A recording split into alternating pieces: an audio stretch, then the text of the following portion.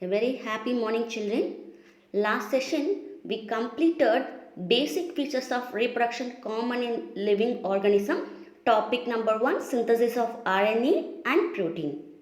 Today we are going to start DNA replication. Why it is important? Why DNA replication is important? DNA replication makes copies of DNA to pass along all genetic information. During the cell division, DNA also get replicate. It passes genetic material. Without replication, species could not survive. During DNA replication, each strand serves as a pattern to make a new DNA molecule. See here the parental strand and been divided into two. One parent strand with one new strand formed.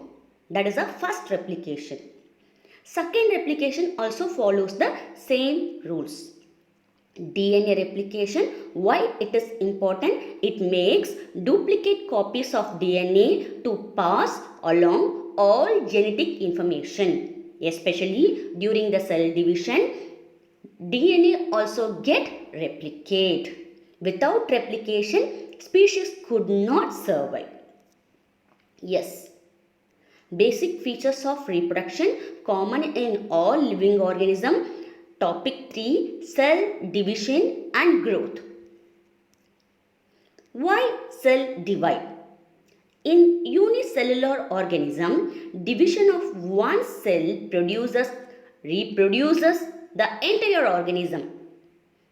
Unicellular organism, division of one parental cell reproduces the entire organism. What about the multicellular organism?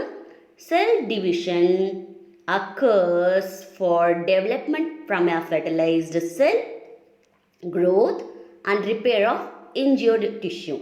What is the necessity in multicellular organism? Development of a fertilized cell, growth,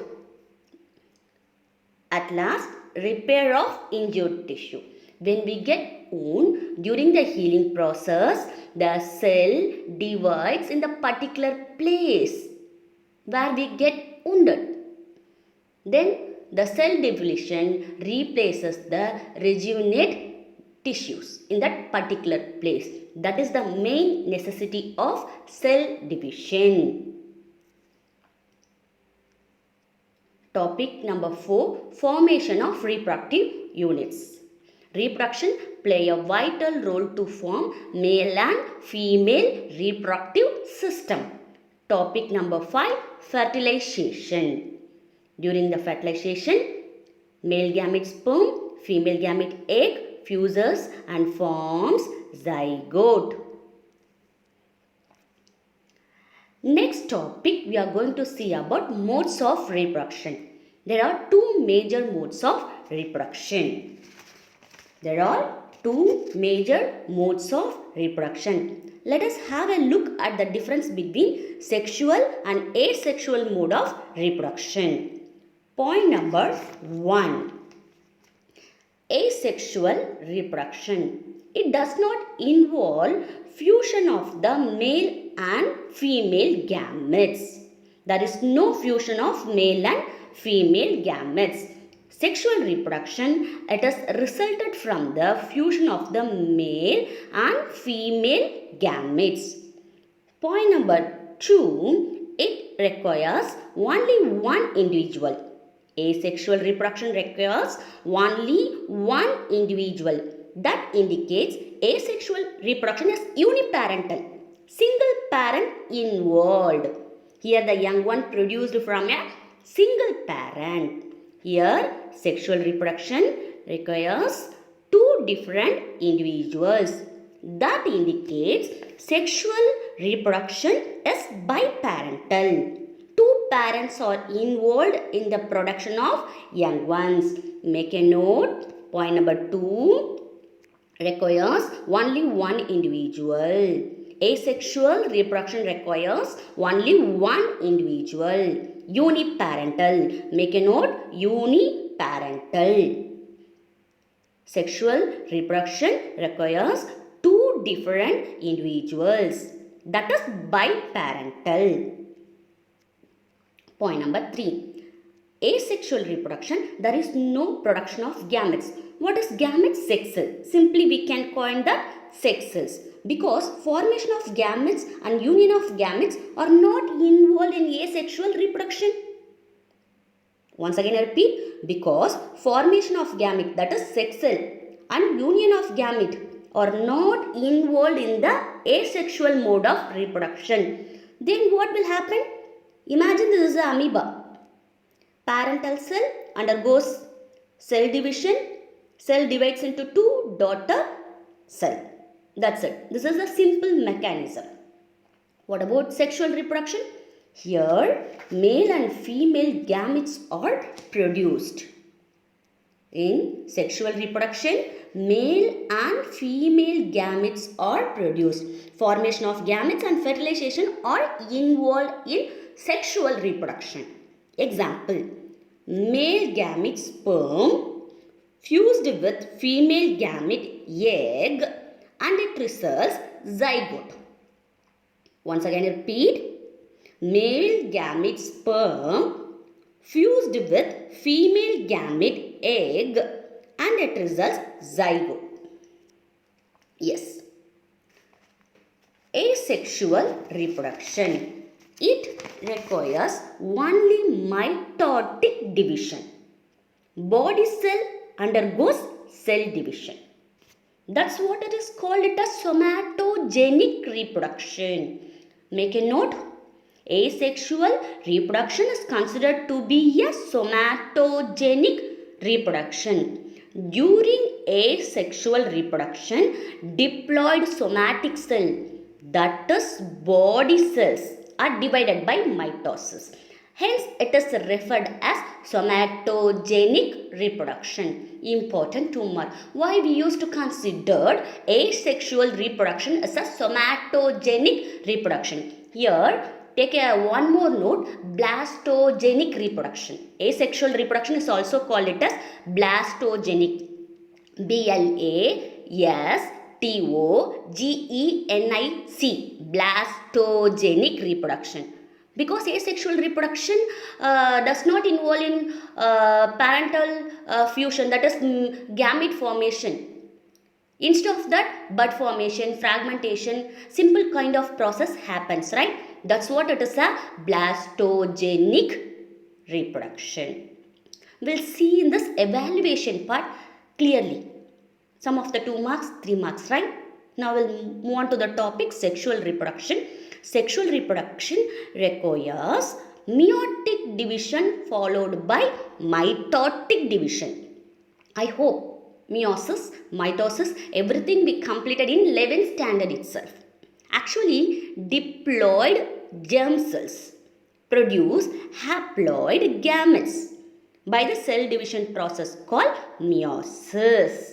Once again, I repeat, sexual reproduction requires meiotic division followed by mitotic division. Actually, diploid germ cell, 2n condition, produced haploid gamete, single end sperm, single nucleus egg by the cell division, formed by the cell division process called meiosis, because meiosis is a reduction division.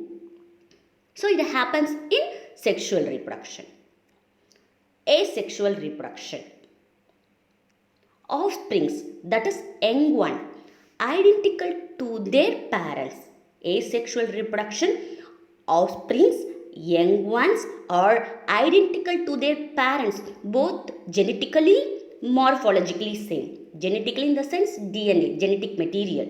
What about morphologically? External appearance. Morphology means external appearance. So, offsprings are genetically, morphologically same in asexual reproduction. Here, sexual reproduction. Offsprings not identical to their parents, they do not look exactly alike. For example, see, parents and young one. The young one is totally different from their parents. offsprings are not identical to their parents. They do not look an exact copy of their parents in sexual reproduction. Move on to the next point, asexual reproduction. In this case, chance of genetic variation is only through random mutation.